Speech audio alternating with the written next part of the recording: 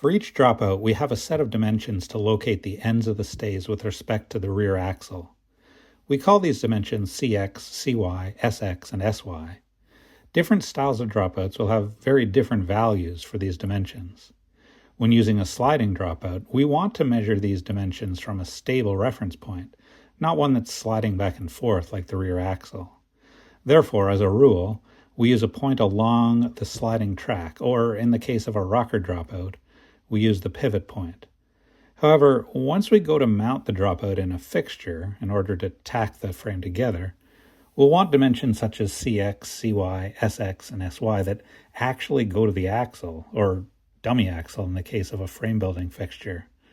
Therefore, in BikeCAD version 23, we have new dimensions CX for sliding dropouts, CY for sliding dropouts, SX for sliding dropouts, and SY for sliding dropouts that do just this.